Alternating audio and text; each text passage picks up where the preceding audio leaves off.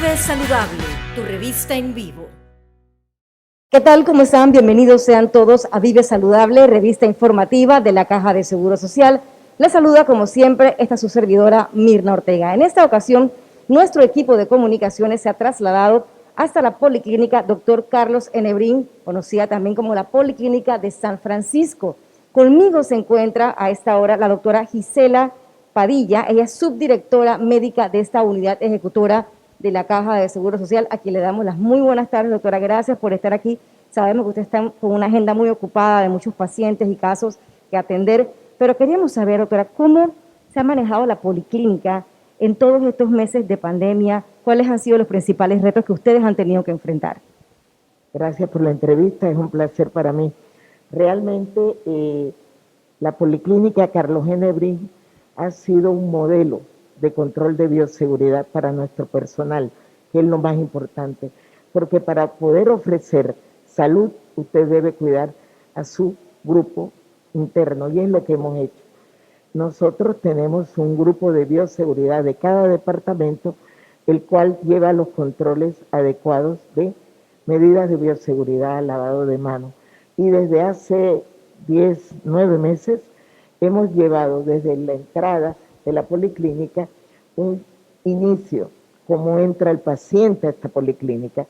En este momento el paciente puede accesar a nuestra policlínica desde las 6 de la mañana, 6:30 promedio, puede accesar al laboratorio con su cita de sus laboratorios, y el que requiere respiratorio, que tiene una dificultad respiratoria, va al área respiratoria. Allí los médicos empiezan a laborar a las 7 de la mañana.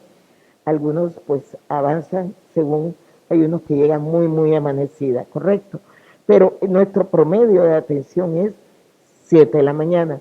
Si hay que el paciente requiere un hisopado o el médico tiene la idea de que el paciente requiere una evaluación posterior, es trasladada al área COVID, que es el área de hisopado donde existen médicos odontólogos y generales, enfermeras, que es lo que nosotros llamamos el área COVID en urgencia. Ahora, ¿cuántos casos se han detectado, por ejemplo, en esta policlínica? ¿Cómo ha sido el procedimiento para tratar esos casos que se detectan de COVID?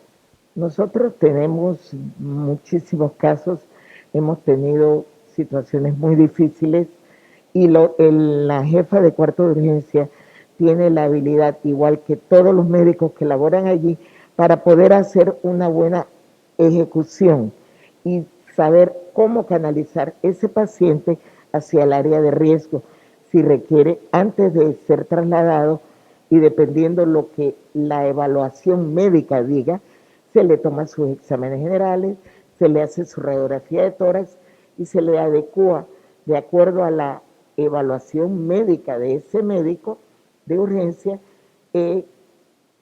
ver si realmente requiere todo lo que todo paciente COVID debe dársele por instrucción y por protocolo. Generalmente, doctora, ¿en qué condiciones llega ese paciente que ya pues presenta cuadros de la enfermedad? La mayoría viene con mucha disnea, algunos vienen con fiebre, otros vienen con simplemente diarrea o un malestar general. El problema es que este COVID se puede enmascarar en un cuadro gripal base, sin que sea gripe y es COVID, y lo que hace el diagnóstico es el hisopado. Nosotros tenemos pruebas rápidas y tenemos PCR. Ambas pruebas se le hacen al paciente dependiendo de la evaluación médica del facultativo. ¿Cuántas pruebas, si se tiene un estimado o un aproximado de cuántas pruebas de hisopado, PCR se están haciendo al día, digamos, o al mes? ¿Se tiene algún estimado? Sí, claro. Nosotros recibimos diariamente de la jefa de cuarto de urgencia el informe de cuántos pacientes acuden. De hace un par de meses para acá, precisamente el mes de enero, ha habido una disminución. Promedio 40, 50, han habido hasta 30. Me llama la atención que el sábado solo hubo 2, y nosotros, como usted sabe, los domingos estamos cerrados, así que no tenemos hisopado los sábados ni atención en el cuarto de urgencia. Pero promedio ha habido una disminución marcada de los casos de hisopado de pacientes con COVID o con sintomatología COVID. Hablemos de las edades, por ejemplo. ¿Qué tipo de pacientes están viendo ustedes? ¿Cuál es la población más vulnerable o más afectada en esta área? En esta área se ven de todas las edades.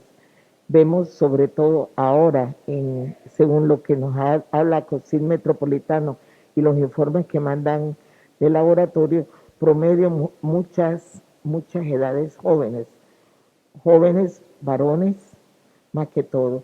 Pero este es un área, San Francisco es un área de personas de edad adulta, pero la mayoría de las personas que se están viendo son promedio 40 a 60, 59, 60 años.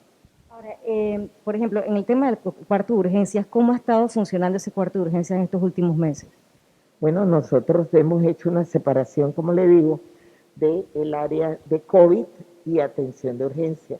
El paciente que va a COVID entra por un área que no tiene nada que ver con el cuarto de urgencia y sigue fluyendo la atención de urgencia requerida por el paciente. Allí se mantienen dos roles de turnos y el rol de urgencia es el rol de urgencia con 3 o 4 médicos que hacen la atención de urgencia, infartos, dolores abdominales, cualquiera que fuese que no sea COVID, ¿correcto? Ahora sabemos que hay un área destinada para COVID, específicamente aquí en la policlínica. ¿Qué está pasando allí? ¿Cuál es el estatus de esa área COVID en este momento? Bueno, yo creo humildemente, San Francisco, como le dije al inicio de la entrevista, es un área donde maneja mucha bioseguridad. El área COVID maneja una entrada de médicos donde ellos se cambian, o sea, tienen su vestuario, tienen su área donde ellos se cambian su ropa y allí pasan a la atención dependiendo de lo que vayan viendo y la cantidad de médicos que tengan para dar los hisopados. Como le dije al inicio, tenemos odontólogos, tenemos enfermeras, tenemos trabajadoras manuales, que son las que asean. Luego de cada hisopado entra un equipo de trabajadoras manuales para asear el área. Al asear esta área, lógicamente, con todos los manejos de bioseguridad.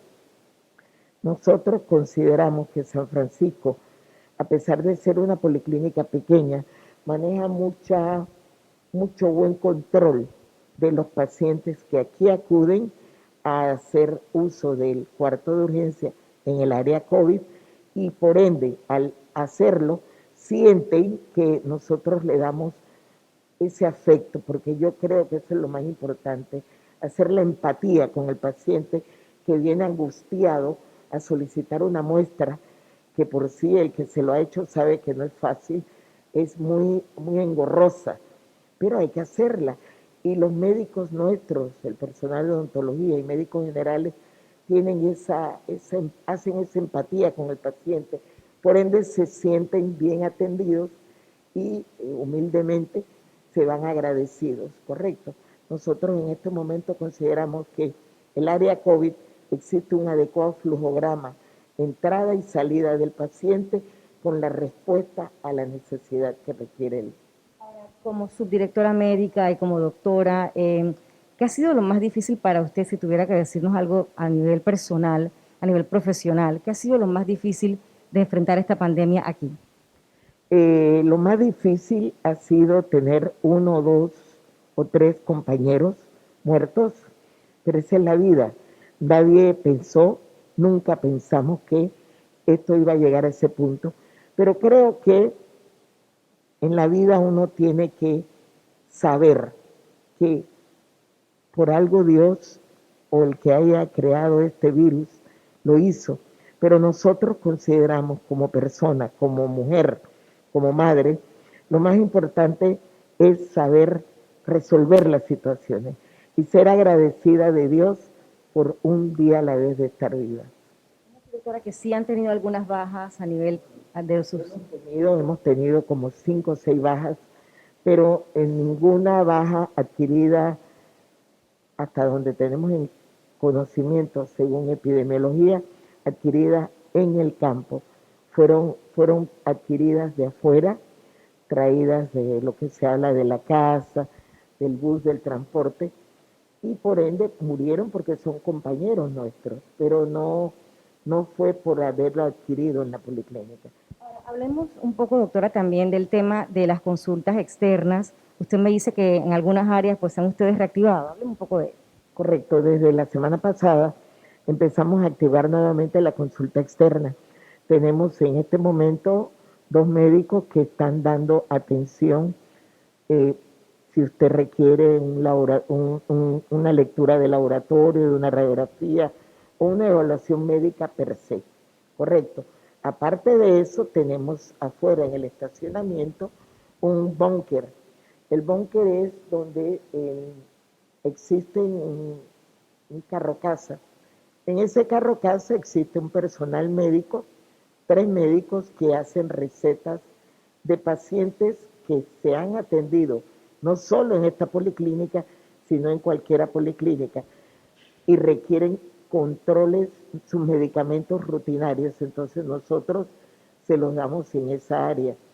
En un promedio de 2 a 3 horas el paciente tiene en su mano el medicamento. Hablemos efectivamente de eso. Si una persona, por ejemplo, quiere sacar alguna cita porque tiene alguna condición y no ha podido verse en los últimos meses, ¿qué hace esa persona que vive en esta área también? En este momento se está activando la consulta externa en el 199, pero nosotros hemos tenido siempre atención de cardiología, de medicina interna, de ginecología, de psiquiatría, de cirugía y de ortopedia, que han sido especialidades que generan una demanda espontánea porque es el requerimiento global. Eso es con respecto a las especialidades y ahora estamos activando el rubro de medicina general. Le iba a preguntar también en cuanto a la entrega de medicamentos, ¿cómo se está procediendo con eso, con aquellos pacientes que así lo necesitan? En este momento demora promedio 2 horas, pero usted puede venir al área del búnker, donde está el área de atención regular de recetas, lo que se dice receta. Ahí no hay atención. Son pacientes, digamos usted, Mirna, toma iversatán, amlodipina, y siempre y cuando el sistema diga que usted toma esos medicamentos, los médicos se la hacen. Pero no se dan recetas que no existan en el sistema. ¿Alguna otra cosa que le gustaría a usted recordar, doctora Padilla, en este momento? Bueno, personal o a la comunidad. Más que todo, pues agradecer a la comunidad de toda la Policlínica de San Francisco, a los compañeros por dar la empatía que tienen con los pacientes y agradecer a todos, a usted por la entrevista, la oportunidad. Creemos que es una forma de dar a conocer que no solo es decir que las cosas no se están haciendo. Estamos haciendo muchos, estamos haciendo un trabajo de hormiguita que probablemente no se visualiza y no quiere decir por ende que no se esté haciendo. Gracias, doctora Padilla, por habernos concedido estos minutos de su valioso tiempo a Vive Saludable, revista informativa de La Caja. Gracias por este tiempo que nos ha dedicado. Bien, vamos a hacer una pausa y regresamos en breve con más de Vive Saludable. Ya volvemos. Seguimos acá desde la Ciudad de la Salud, específicamente en el Hospital COVID que fue habilitado recientemente. Hoy un recorrido importante, vino la ANTAI, vino la Defensoría del Pueblo, el Comité de Ética de la Caja de Seguro Social. Vamos a conocer las impresiones de las autoridades que vinieron al Hospital COVID de Ciudad Salud. Hemos visto, ¿no?, que en un mes se ha hecho una obra que el país necesita y que definitivamente estamos viendo, ¿no? De igual forma no solamente la obra, sino que también nos han compartido información que guarda relación con cómo ha sido el trámite, ¿no?, a nivel administrativo. La verdad que es un cambio impresionante. Nosotros vinimos hace un buen par de meses ya, el año pasado, cuando esto era unas ruinas, donde la empresa que estaba construyendo lo abandonó y había unas violaciones de derechos humanos por el acceso a la salud. Hoy en día me voy satisfecho de la labor hecha por la Caja Social. Consideramos que este recorrido que hemos hecho en la Ciudad de la Salud, por invitación de las autoridades de la Caja de Seguro Social, ha sido muy oportuna, porque a través de esta inspección nos hemos convencido de que Panamá, los asegurados, necesitamos trabajar juntos para fortalecer el seguro social. Este esfuerzo que se ha hecho para recuperar una obra que fue abandonada desde hace 5 años. Nosotros estuvimos aquí el primer día de inauguración y también la Junta Directiva tiene una función de fiscalización y en base a las cosas que han salido en los medios de comunicación con las camas, nosotros también quisimos venir para validar la obra como está, el porcentaje de ejecución que tenemos aquí, los insumos que hay como las camas y cómo se va a atender el paciente con calidad, con eficiencia y oportunamente basado en tecnología. Esto ha sido parte de las reuniones de coordinación técnica para lo que será la gran apertura del Hospital COVID de Ciudad Salud. Soy Eduardo Bonaga, Caja de Seguro Social.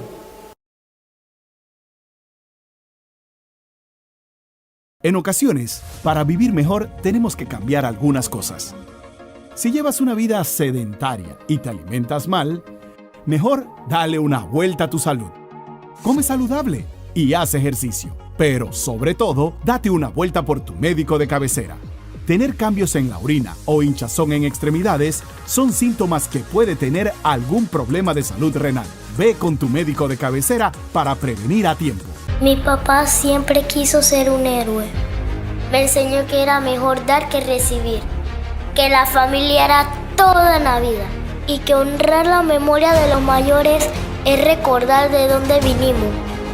20 personas mueren cada año esperando por ti. Comparte tu voluntad de convertirte en donante con tu familia. Con tu generosidad y la solidaridad de los que amas, tu legado vivirá por siempre. Caja de Seguro Social. Ensalada, 2 boletitos.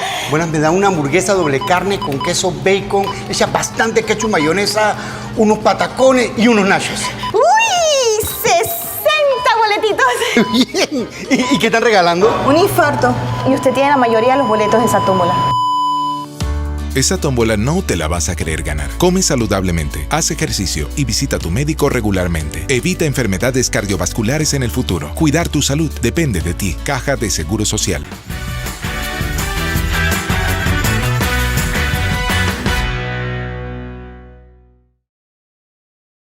Estamos de regreso a Vive Saludable, revista informativa de la Caja de Seguro Social, en esta ocasión desde la Policlínica Dr. Carlos Henebrín en San Francisco. En este momento nos acompaña la enfermera Rosa Lara, jefa de enfermería justamente de esta unidad ejecutora. Enfermera, muy buenos días, ¿cómo está? Básicamente queremos conversar un poco sobre cuál ha sido su experiencia en estos meses tan difíciles que les ha tocado a ustedes experimentar aquí y en otras partes a las enfermeras. ¿Cómo ha sido la situación aquí en la Policlínica Carlos Henebrín? Buen día a todos. Bueno, nosotros como Departamento de Enfermería hemos trabajado coordinadamente y un trabajo en equipo, tanto con la dirección médica como el resto del personal. Hemos trabajado arduamente para que el paciente que ingrese aquí a la policlínica se vaya satisfecho. Desde su ingreso a la policlínica hasta la salida en su atención, pues, en el área de COVID, en el área de urgencia y en el área de los programas. Hemos trabajado coordinadamente. Siempre me gusta preguntarle a las personas, al personal médico, sobre todo su experiencia a nivel personal, a nivel profesional, tratando los casos COVID, sobre todo por el temor que persiste entre muchas personas del contagio. En el caso de usted, en el caso de su personal, ¿cómo ha sido el manejo a nivel de salud mental también incluso? Sí, bueno, al principio, pues, como se desconocía mucho de esta enfermedad, de este virus, tratamos de buscar, investigar y entre nosotros mismos y entre la policlínica y al paciente orientarlo sobre las medidas para prevenir y para cuidarlo. Bueno, de ahí cada vez ha surgido más y hemos tomado todo lo que son las medidas de bioseguridad y dentro de nosotros mismos mantenerla. Claro que es algo aterrante, el personal preocupado, con miedo a lo que se vaya a hacer, pero bueno, en la medida de lo posible hemos salido allí. Hemos tenido bajas, hemos tenido muchos casos, pero bueno, ahí seguimos tratando de solventar y salir de este virus. ¿Cómo se da el manejo, por ejemplo, de un paciente que llega con síntomas? Ya la doctora Padilla me hablaba un poco de eso, pero a nivel de la enfermería, ¿cómo se maneja el paciente que llega con algunos síntomas, quiere hacerse el hisopado porque piensa que tiene algo, pero no está seguro? ¿Cómo se manejan estos casos? Bueno, desde el ingreso nosotros estamos cubriendo lo que es el área de respiratorio, donde el médico entrevista. Ahí hay participación de la enfermería, tanto en la toma de signos vitales como la orientación al paciente. Luego, cuando pasa al área de ya sea urgencia, el área COVID o el área de la consulta externa, también se le da la atención. Ahí se le orienta al paciente, si hay intervención de la enfermería en lo que son los procedimientos básicos, la canalización, la administración de medicamentos y orientación al paciente. Y al paciente siempre la enfermera, el personal de enfermería, pues pendiente de él, porque hoy es él, mañana podemos ser nosotros. Así que en la medida de lo posible tratamos de que ese paciente tenga todos los cuidados básicos por si hay que trasladarse o porque su tratamiento tenga que seguir aquí también.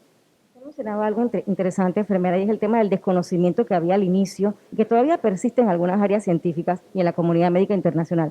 A nivel de eso, las enfermeras de la policlínica, por ejemplo, se preparan, se capacitan, están constantemente estudiando acerca de lo que está ocurriendo a nivel mundial con la pandemia. Sí, bueno, nosotras aquí, ahora como la modalidad es por Zoom, tratamos de hacer nuestras reuniones y nuestras orientaciones por Zoom, o si no por el WhatsApp, todo lo que va llegando, así mismo se lo vamos enviando a ellos y orientándonos, y sobre las dudas, pues aclarándole, para evitar nosotros también ser contagiados, porque también como cliente interno también nos podemos contagiar, ¿no? Y no solamente aquí, sino también en el transporte, cómo dirigirse cuando vaya a su hogar, cuando salga, cómo actuar en su hogar también para evitar que su familia sea contagiada. Y por parte de esto también tenemos la enfermera de salud mental, que también da mucha intervención al personal, dependiendo de su estado anímico, ¿no? También se le ayude en esa manera. Hubo un momento, enfermera, que los casos de COVID en San Francisco, en el corregimiento de San Francisco, fueron un tanto elevados y las autoridades locales incluso hacían un llamado de atención a la población. ¿Cómo evalúa usted el comportamiento de esa población, sobre todo en cuanto al conocimiento de lo que puede estar ocurriendo con el virus? Sí, de repente, quizás es la atención primaria, la promoción a lo que nosotros nos dirigimos, ¿verdad?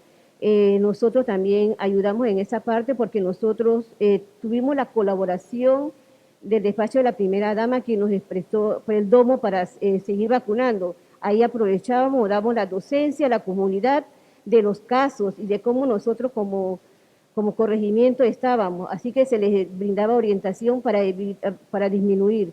Igual la participación en lo que es la trazabilidad, dándole seguimiento para evitar que más casos se sigan sumando.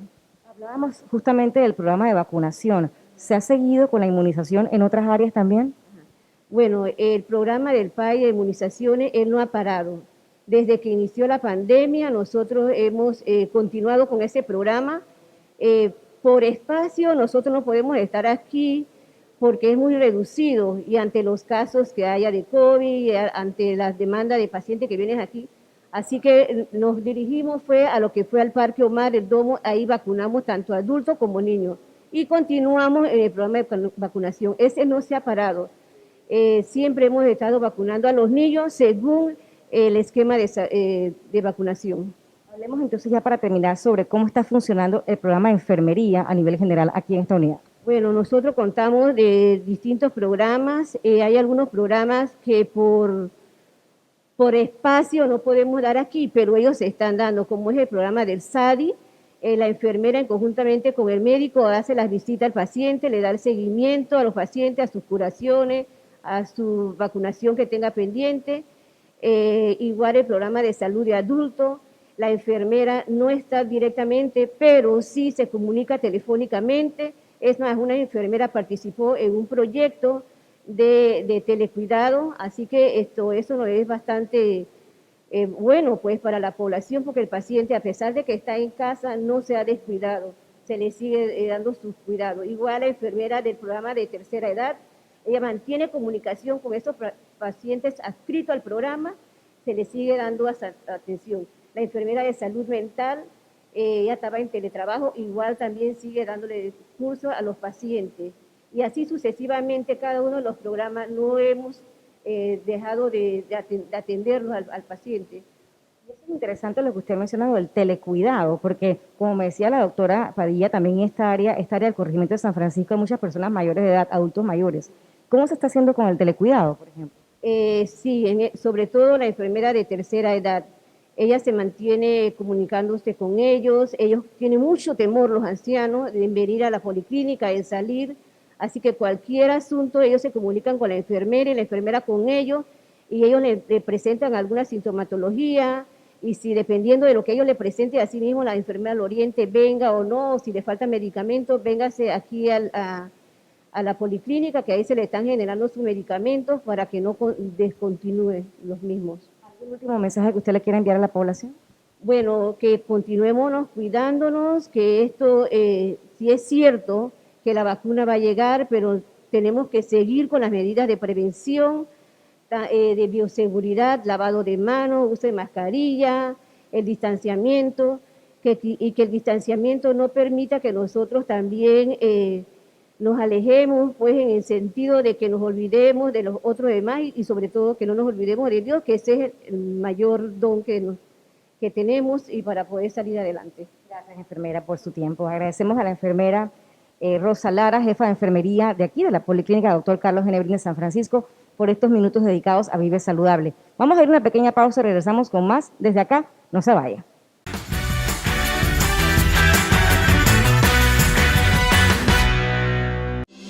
Siempre has escuchado que prevenir es mejor que lamentar. Pero ¿cómo se previene una enfermedad renal? Si sigues estos 4 pasos, no te equivocarás. Haz ejercicio 1 hora al día. Ten una dieta saludable. Ve con tu médico de cabecera 1 vez al año y hazte una prueba de urinálisis, creatinina y glicemia periódicamente. Con estos 4 pasos puedes prevenir una enfermedad renal. Visita a tu médico de cabecera y haz una cita hoy mismo. Un mensaje de la Caja de Seguro Social. Para prevenir la hipertensión debes cuidar tu peso y tu colesterol, realizar al menos 30 minutos de ejercicio 5 veces por semana, controlar tu consumo de sal, azúcar y grasa, y eliminar el consumo de alcohol y tabaco. El mundo cambió y nosotros debemos adaptarnos. Para preservar nuestra salud, la de nuestros seres queridos y compañeros, debemos seguir esas recomendaciones en nuestro lugar de trabajo. Lávate las manos frecuentemente con agua y jabón o usa gel alcoholado. Utiliza mascarilla siempre al salir de casa. Utiliza mascarilla si trabajas en un espacio cerrado o cuando no es posible mantener una distancia segura de otras personas. Mantén una distancia física de 2 metros de las personas. Limpia con frecuencia las superficies y objetos que se tocan constantemente, como manijas, grifos, mesas, escritorios, celulares, teléfonos, teclado y mouse. Si un colaborador sufre tos leve o una fiebre de bajo grado, debe quedarse en casa. Caja de Seguro Social. A la hora de comer en nuestro lugar de trabajo, debemos mantener las medidas de prevención por nuestro bien, el de nuestras familias y compañeros. Llevar alimentos preparados en casa es la mejor opción. Mantener el distanciamiento físico a la hora de utilizar el comedor. Debe evitarse el comedor para conversaciones fuera del horario de comida o como área social. Limitar la cantidad de personas en el comedor para evitar aglomeraciones. Ya que se debe quitar la mascarilla para comer, se recomienda acortar el tiempo de comida y no socializar. Caja de Seguro Social.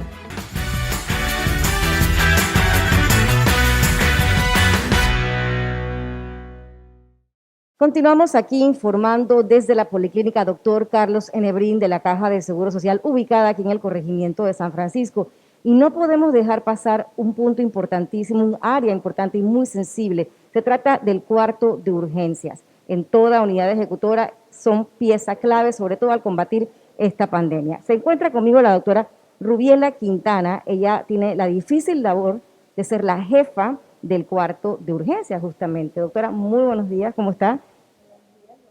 Gracias por la oportunidad de dar a conocer el trabajo que se está haciendo aquí en el Servicio de Urgencia de la Policlínica Carlos Genebrín. Imagino yo que el área que usted maneja es un área de mucha intensidad, mucho trabajo, de vigilar pacientes. Cuénteme un poco sobre cómo es su día a día. ¿Cómo empieza el día de la doctora Quintana? Bueno, el día de los médicos del Servicio de Urgencia junto a mi persona y de mi jefa de enfermería, la magíster Yolanda Ábrego, primero estamos verificando lo que es el flujo de pacientes que se ha establecido, que se cumpla, que todo lo que son los insumos requeridos estén. Si se agota durante el transcurrir del día, reponerlos y estar constantemente viendo qué acción nueva hay que tomar dependiendo de la situación que se presente, porque esta es una pandemia que ha venido cambiando desde que se dieron los primeros casos hasta la fecha. Se han tenido que en la marcha retomar nuevas situaciones para lo que es mantener y mejorar nuestras medidas de bioseguridad, tanto para los pacientes como para el personal que labora con nosotros. ¿Cómo ha sido esa evaluación? Usted que ha estado acá en el frente de batalla también forma parte de ese personal de salud a nivel de todo el país y a nivel de las unidades ejecutoras de la Caja de Seguro Social. ¿Cómo ha sido esa evolución de casos? ¿Qué tipos de casos has visto con más frecuencia? ¿Cuáles han sido de mayor preocupación? Bueno, desde que empezamos en marzo, que se estableció el área COVID de la policlínica, hemos visto variedad, tanto población geronte, hemos tenido inclusive niños, familias completas, que viene padre, madre, abuela, el niño, todos afectados, algunos con más sintomatologías que otros. Se mantiene lo que se ve en las estadísticas nacionales e internacionales, que el paciente de mayor edad obviamente presenta mayor complicaciones. Estos pacientes que presentan mayores factores de riesgo, ya sea que tengan alguna enfermedad crónica como diabetes, hipertensión, obesidad, asmáticos, se ven más afectados, se complican más, porque inclusive a pesar que al principio nos preparamos para aquellos casos sospechosos que pudieran tener la historia de viajes, cierta sintomatología, que era lo que se mantenía al principio, vimos en el camino que inclusive nos están llegando pacientes ya COVID, que están en su fase de cuarentena, pero tienen alguna sintomatología, por lo cual acuden por atención ante la necesidad, y sabemos que todos los servicios de urgencia a nivel nacional están saturados. De hecho, veníamos de una saturación previa a una pandemia, y esta variante se ha visto también afectación de mucho personal mayor, gente de tercera edad, varones en algunas ocasiones, va fluctuando mes a mes. No todos los meses mantenemos los mismos datos estadísticos. Hay meses inclusive que se ha aumentado los casos en pacientes femeninas, que lo que esperábamos era lo contrario. Hay momentos que hemos tenido más atención de niños, que no era tampoco lo esperado. Igual en la sintomatología.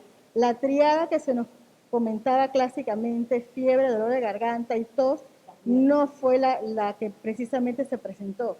Inclusive es como más predictivo hacia que sea un caso sospechoso o positivo, la pérdida del olfato, la pérdida del gusto, no presentan fiebre, que también es algo que nos desconcertaba, porque clínicamente tú tenías un checklist de preguntas para precisamente ir seleccionando ese paciente que pudiera ser altamente sospechoso, y con el tiempo nos dimos cuenta que no era 100%. Esa era la respuesta que tenemos en la población, y todas esas adaptaciones en la marcha se tuvieron que hacer, tanto para la entrevista a la hora de establecer un paciente, inclusive casos con diarreas, que tampoco era lo que primero se reportó en la literatura. Paulatinamente se fueron sumando esos casos, y eso entonces fue ampliando lo que es la sospecha diagnóstica, ¿no?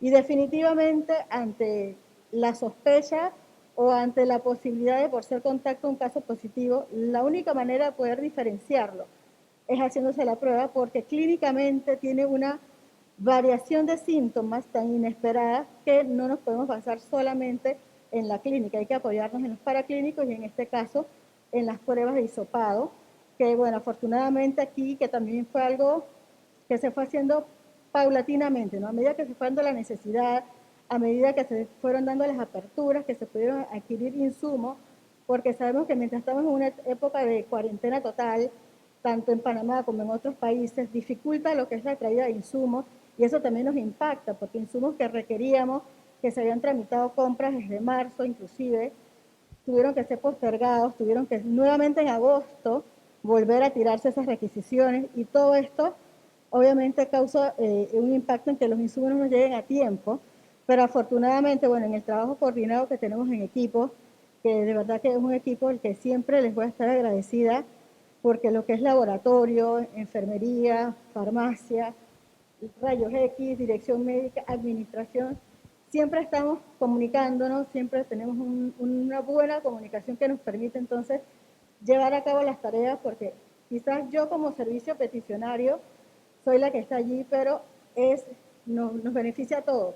Inclusive a los funcionarios, cuando pasamos en algún momento a ser pacientes, podemos ver el beneficio de que, bueno, aquella gestión que se hizo oportunamente, también yo como paciente, como ciudadano, también tengo ese beneficio. Y eso entonces, llegaron después lo que fueron las pruebas rápidas, que nos permiten a aquel paciente muy sintomático, por ejemplo, tener un criterio más claro de traslados y saber a qué unidad puedo trasladarlo dependiendo de la condición clínica. Porque si es un paciente muy, muy disneico, por ejemplo, tendría que ir hacia el complejo o hacia el hospital modular dependiendo de la condición. Pero si es un paciente en una condición más leve o que no puede hacer el aislamiento en casa, que requiere algún tipo de vigilancia por el estado o la condición que pueda tener, puede ir hacia un hotel. Pero ya tengo una prueba, por lo menos, que me da la confirmación de que es positivo. Que no es lo mismo a que tengamos que esperar la prueba de hisopado de 24 a 48 horas después. Entonces, eso nos ayuda muchísimo en lo que es tomar una conducta médica que la tienes que hacer en el momento. Más que esta unidad no es 24 horas. Yo no puedo dejar el paciente aquí después de las 7 de la noche porque tengo una hora de cierre. Entonces, todo eso nos apoya y es un trabajo en conjunto con laboratorio. Por lo menos lo que fue en diciembre, nos llegó el gasómetro, que también fue un trabajo en conjunto con laboratorio, la cual en el momento donde hay un repunte de casos, nos permitió entonces poder gestionar esos traslados y esos manejos, porque ya teníamos un parámetro clínico objetivo y medible para entonces poder estadiar la condición clínica de ese paciente. ¿Cuándo se dio justamente ese momento, o cuándo ha sido, porque todavía esto continúa, cuándo ha sido el momento de mayores casos, de mayor repunte de casos aquí en la policlínica, y cómo tuvieron ustedes que enfrentarse a eso o se siguen enfrentando? Bueno, en la primera fase de una alza de casos que de verdad que estábamos muy, muy preocupados, fue en los meses de junio, julio, que de verdad teníamos cantidades de casos, a veces por turno, hacíamos de 40 a 50 hisopados, solamente en un turno, porque aquí manejamos 2 turnos. Posteriormente vinieron medidas un poco más restrictivas en cuanto a la movilidad, los casos también fueron bajando un poco, y nuevamente ahorita lo que fue octubre, noviembre, se dieron otra vez una alza de casos, que inclusive llegamos hasta 125 hisopados. Perdón, de esos 125 hisopados, ¿cuántos aproximadamente salían positivos? Bueno, llegó un momento, porque como te digo, varía mes a mes. Hemos tenido momentos que salía aproximadamente el 5% de las pruebas positivas, pero llegamos a tener momentos más del 50% de las pruebas tomadas diarias positivas. Eso todavía es más alarmante porque sabemos que eso es lo que se puedan complicar. Es lo que nos preocupa porque sabemos que la capacidad de camas hospitalarias no es finita. Entonces, ¿y de ese porcentaje de enfermera, cuál pasaba, doctora, cuál pasaba o cuánto pasaba al complejo, cuántos iban a hoteles? ¿Se tiene un estimado de cuánto? Sí, la mayoría, porque también cuando vienen a veces ya vienen avanzados. Ya cuando vienen con la dificultad respiratoria que ya es evidente por la clínica, que uno lo ve que están haciendo un esfuerzo para respirar, que vienen con desaturación de 80, esas personas por lo general ya tienen criterios de hospitalización, se le completan los laboratorios, rayos X, electro, para poderlo enviar a la unidad que le corresponde. Y ya le digo, prácticamente arriba del 50% de los pacientes que vienen así tienen que ser trasladados. Ahora, me comentaba usted que obviamente los síntomas fueron cambiando o han ido cambiando paulatinamente desde que comenzó la pandemia hace ya casi 11 meses. Los síntomas han cambiado, pero aquí, ¿cuáles son los síntomas que usted cree que son los más prevalentes o los que más prevalecen entre su población, la población que ustedes atienden? Bueno, de los que más prevalecen, que prácticamente no hay duda, cuando viene la prueba nada más lo confirmamos, la pérdida del olfato, la pérdida del gusto, prevalecen inclusive sobre el dolor de garganta, la tos y la fiebre. Y la fiebre incluyendo. Ahora usted... Entre más síntomas presenta el paciente, presenta la historia de fiebre, la pérdida del olfato, congestión, o sea, entre más se le suman, pero donde está esos dos, la pérdida del olfato y la pérdida del gusto, es prácticamente sinónimo de estar positivo. Ahora, mencionaba usted también el tema de la disnea, creo que lo reiteró. Quizás las personas no conocen mucho el término médico, quizás lo podríamos ampliar un poco para aquellas personas que posiblemente pudieran tener alguna sospecha. Sí, la disnea o sensación de falta de aire, tengo sed de aire, siento que no puedo respirar, que también tiene una variación. O sea, hay pacientes que de repente cuando uno los interroga, me levanto y voy al baño y me siento como cansado y genera a veces tos.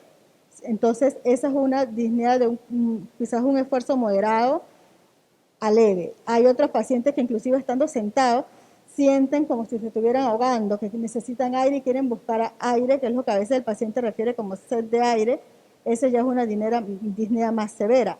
Y el paciente que después de subir unas escaleras, por ejemplo, que es un esfuerzo quizás más que ir al baño, entonces esa es una disnea de esfuerzo moderado. Pero es esa sensación de que necesito o tengo sed de aire. Ahora, también se han dado muchos casos de asintomáticos y hábleme un poco de ese tema. Sí, bueno, que yo pienso que ese es el gran talón de Aquiles porque precisamente no te sientes ninguna molestia, pero estás portando el virus, pero por ser joven de repente o no tener factores de riesgo, uno considera o se siente bien protegido, pero puede exponer a alguien que sí tenga factores de riesgo como la diabetes, hipertensión, obesidad o asma, y entonces ese paciente sí desarrolla la enfermedad y hasta un grado severo. Entonces por eso es importante que no bajemos la guardia, a pesar que no te sientas ninguno de los síntomas que se mencionan en todos los medios, mantengamos el uso de nuestra mascarilla, si pueden tener y tienen acceso a la careta, por supuesto, y el distanciamiento físico. Si no tengo que hacer nada en la calle, ninguna cosa importante, debo priorizar mi necesidad de salir, ir a los servicios básicos, por un supermercado, que es una necesidad básica, los que tenemos que salir a trabajar, bueno, no nos queda de otra, pero usando nuestras medidas. Eso es muy importante, y el lavado de manos, que sea constante, cargar, bueno, ya creo que está casi de moda, cargar nuestros envases con alcohol al 70%, porque sabemos que no siempre tenemos el acceso a agua y jabón y un lavamanos, pero eso es bien, bien importante, que aún con la llegada de la vacuna, cuando Dios quiera que se pueda vacunar a toda la población, aún con eso tenemos que por algún tiempo adicional, que ya las autoridades nos darán luces de esa parte, tenemos que seguir manteniendo estas medidas de bioseguridad, tanto a nivel individual como a nivel por lo menos de las instalaciones de salud. Ahora, hablemos también del tema de ustedes como profesionales de la salud. Usted, por ejemplo, que está en el área del cuarto de urgencia, ¿algún caso que usted le haya conmovido realmente a nivel personal y diga, Dios mío, ¿a dónde hemos llegado con esta pandemia? Hablaba usted de una familia de 5 que estaban todos contagiados. ¿Qué ha sido lo más impactante para usted?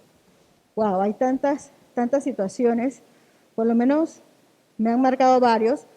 Ese que te comento de una familia, ellos, bueno, vienen primeramente aquí porque ya el esposo estaba en casa COVID.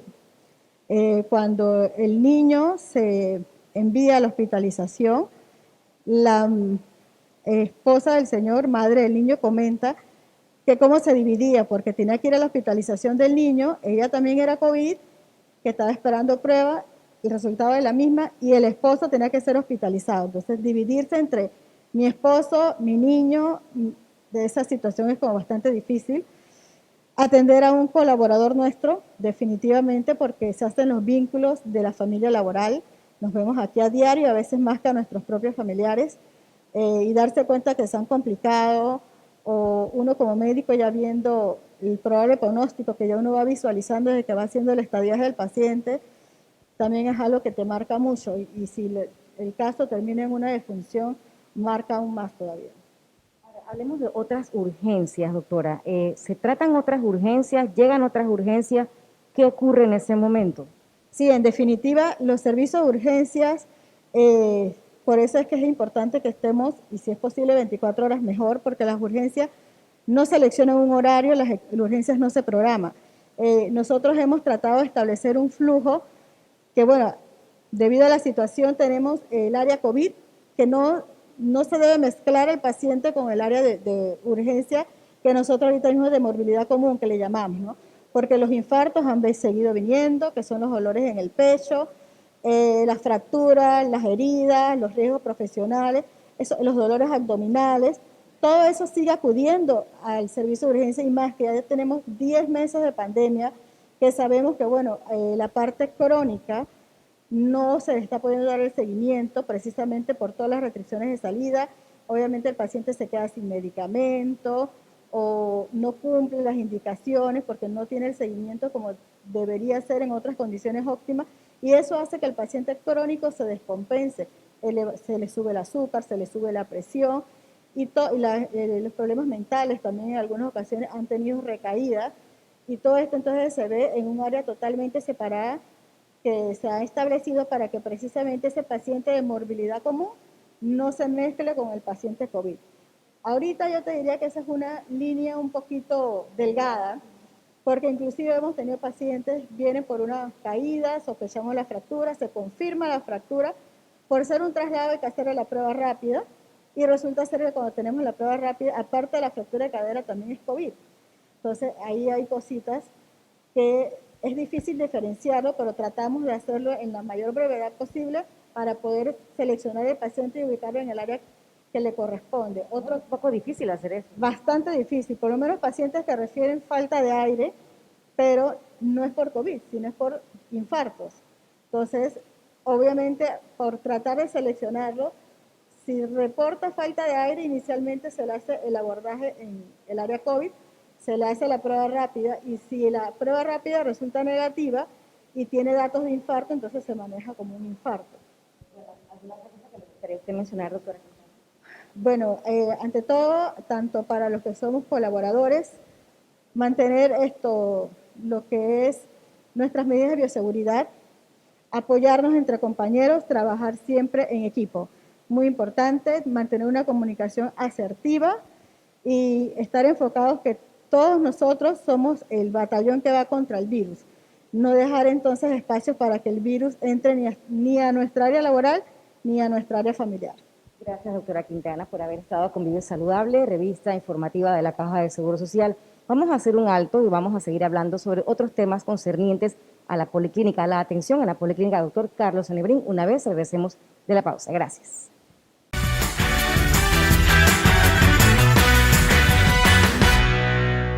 Para evitar sufrir de dislipidemia se recomienda eliminar comidas chatarras, eliminar los alimentos procesados, sustituir todo tipo de grasas de animales, reducir el consumo de alcohol y tabaco. 1 de cada 10 panameños sufre de enfermedades renales crónicas. ¿Sabes cómo prevenirlas? Mantente en forma y activo. Controla la presión arterial. Toma 8 vasos de agua diarios. Sigue una dieta saludable. No utilices fármacos antiinflamatorios por largos periodos de tiempo. Caja de Seguro Social. Hola, ¿sabes por qué tanta insistencia en lavarte las manos? Es muy simple. Una de las mejores defensas que tenemos contra el coronavirus es el jabón. Resulta ser que el coronavirus está envuelto en una membrana lipídica, es decir, tiene un escudo de grasa que lo protege. Es por eso que al combinarse con agua y jabón, su escudo se deshace, dejando expuesto al virus, facilitándonos el trabajo de eliminarlo.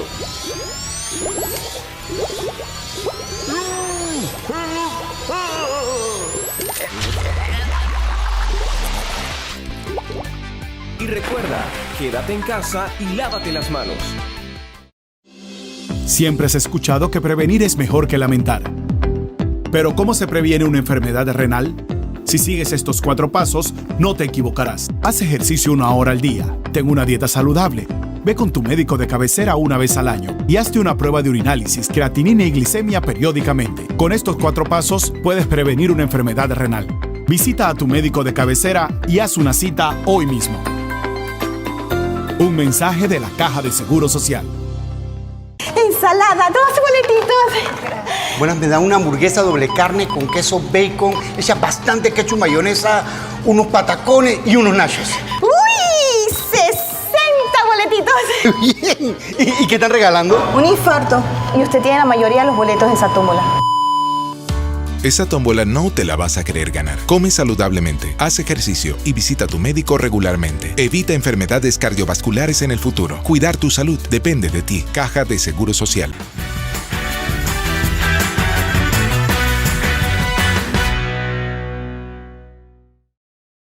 Estamos de vuelta a Vive Saludable desde la Policlínica Dr. Carlos Enebrín, mejor conocida como la Policlínica de San Francisco, donde a diario llegan muchos pacientes, personas aseguradas en busca de atención, medicamentos y sobre todo vienen a la consulta externa. Para ampliarnos un poco más de cómo está funcionando ese tema de la consulta externa, nos acompaña el doctor Juan Carlos Jiménez, él es el coordinador médico de esa unidad. Doctor, muy buenos días, ¿cómo está? Quería preguntarle, ¿cuál es la estrategia que se está utilizando en este momento para atender las consultas externas?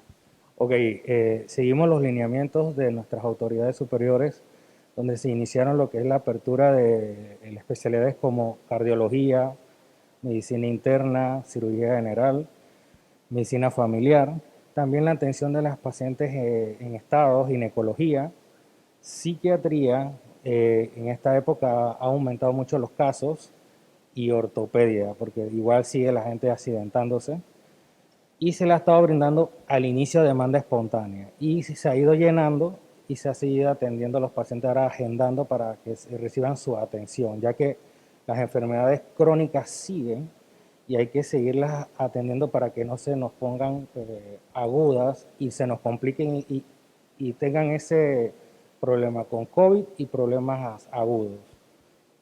A la vez también tenemos EKG, electro, fisiatría, odontología, las urgencias. También tenemos psicología, porque también llamamos a los pacientes COVID, porque también se sienten afectados por el gran temor que ocurre esta patología, ¿no? Muchos otros, fonoaudiología, fisioterapia. Seguimos nuestro proceso de homologación también, porque nos llegan muchos los pacientes que están buscando su proceso de su certificación por post-COVID. También le hacemos ese proceso para agilizárselo y puedan poder reingresar a su trabajo. Nuestros funcionarios también son atendidos con salud ocupacional para volver a ingresar si no tienen ninguna otra complicación para poder seguir trabajando. También... Hablemos de la demanda espontánea. Siempre cuando se habla de consulta externa se refiere a ese término, demanda espontánea. ¿Qué significa eso? Es decir, una persona llega aquí a la policlínica, ¿se puede atender inmediatamente o tiene que sacar una cita previa? Ok, la demanda espontánea es cuando el paciente llega, se ha atendido tiene un problema, por lo menos en urgencias. La doctora en urgencia le capta que tiene un problema en el ojo, una ulceración, y nuestro médico, nuestra oftalmóloga o oftalmólogo que tenemos, se les manda al paciente y ellos lo observan de inmediato. También hemos tenido pacientes que tienen demanda espontánea que vienen de afuera, o sea, fueron atendidos en la consulta privada, y en ese momento el doctor tiene tantos cupos asignados y como tiene la agenda abierta, él puede entrar y atender al paciente, ya que fue mucho tiempo y tuvo un tiempo cerrado la consulta externa y los pacientes ya meritaban atención. Todo tipo de patología hemos visto que han necesitado. Y fuimos iniciando a abrirlas porque necesitábamos que estos pacientes no se nos complicaran y no tuvieran dos complicaciones, COVID y esto. ¿Cuáles han sido, hablando eso del tema de las demandas o de las comorbilidades que se han presentado, los casos que se han presentado, cuáles son los que con más frecuencia tienen en cuanto a consulta externa? Ok. La área de ortopedia es una área que se ha aumentado de los casos. Muchas caídas, algunos trabajos que sí han seguido abiertos por X o Y motivo que el gobierno ha podido dejar que trabajen, ¿no? También psiquiatría, ha aumentado mucho los casos, psicología y ginecología. Son casi las tres especialidades que ha tenido toda la pandemia, aumento de sus pacientes. ¿Cómo se atiende un paciente que requiere de atención psicológica, que está bajo la presión, que está deprimido, que no incertidumbre, nervios, ansiedad? ¿Cómo se trabaja en esos casos cuando alguien llama? ¿A dónde debe llamar? O también en el caso de los pacientes con atención psiquiátrica. Ok, nuestros pacientes de atención psiquiátrica pueden sacar cupo al 199. Pero también, como algunos tienen demanda espontánea, ellos llegan y se atienden directamente con nuestra psiquiatra y nuestra psicóloga. Ellas le brindan esa atención. Igual también les siguen su atención por vía telefónica, porque ellos le hacen ese seguimiento a los pacientes de las dos vías, telefónica y presencial.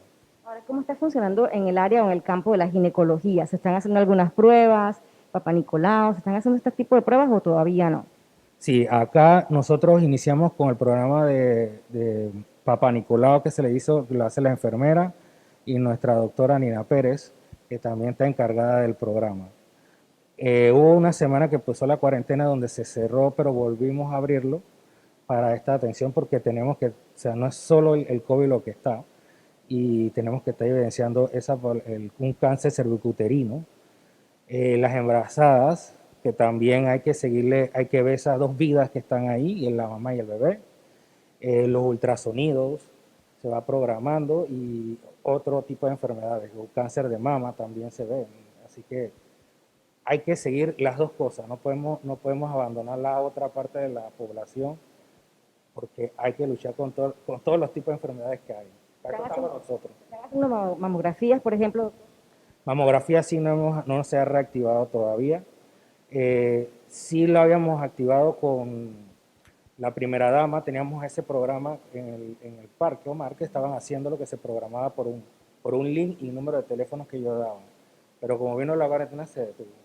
Usted mencionaba el tema de los cupos, ya para ir terminando, usted mencionaba el tema de los cupos. ¿Cuántos cupos dan por especialidad? Y repitamos el número de teléfono donde las personas deben llamar si tienen interés en hacer alguna cita. Ok, para un interés de una cita médica es el 199. Ahora se activó nuevamente la consulta externa y se está atendiendo 3 cupos por hora, ya que tiene que haber un distanciamiento social, limpieza del área, para poder atender entre paciente y el otro, por lo que es la bioseguridad por el COVID. Ahora, también un tema muy en boga, doctor, es el tema de la teleconsulta. ¿Se está haciendo en algunas áreas la teleconsulta también aquí en la instalación? Por lo regular, tenemos pocos médicos que tienen teleconsulta. Es muy raro y son los médicos que tienen X o Y patologías como que están inmunosuprimidos. Y son pocos. Casi ya todos están trabajando en lo que es la atención directa aquí a pacientes o en las áreas COVID, en urgencia o en las partes respiratorias. Tratamos de cuidar estos médicos y tenerlos, los que tienen más enfermitos o sufren o que tengan X o Y patología, lo tenemos en áreas de epidemiología, que hacen seguimiento telefónico a los pacientes. Vamos a poner que usted te detecten COVID positivo, ellos te llaman, te preguntan cómo estás, cómo sigues, y siguen lo que es el proceso de trazabilidad, para llamar si los familiares o otros están enfermos. Ahí entra mi otro equipo, que es el equipo de trazabilidad, donde ellos van a hisopar a los pacientes a su casa, a sus familiares, y tenemos como un convenio con la Junta Comunal y el Centro de Salud de San Francisco para llegar a esa casa, darle lo que es la parte de comida para que ellos no salgan, para evitar que el virus se expanda, ¿no? ¿Un último mensaje que usted le quisiera hacer llegar a la población a través de este medio? Bueno, mi mayor consejo es seguir el distanciamiento social, lavarse las manos, mantenerse estrictamente con su burbuja, los que viven en su casa. Usen mascarillas y si tienen careta, usar la careta. Es ideal, eso minimiza mucho los contagios. Le agradecemos al doctor Juan Carlos Jiménez estos minutos acá en Vive Saludable. Gracias por estar con nosotros. Bien, y de esta forma llegamos al final de esta edición de Vive Saludable. Será entonces hasta mañana. Se despide de ustedes Mirna Ortega.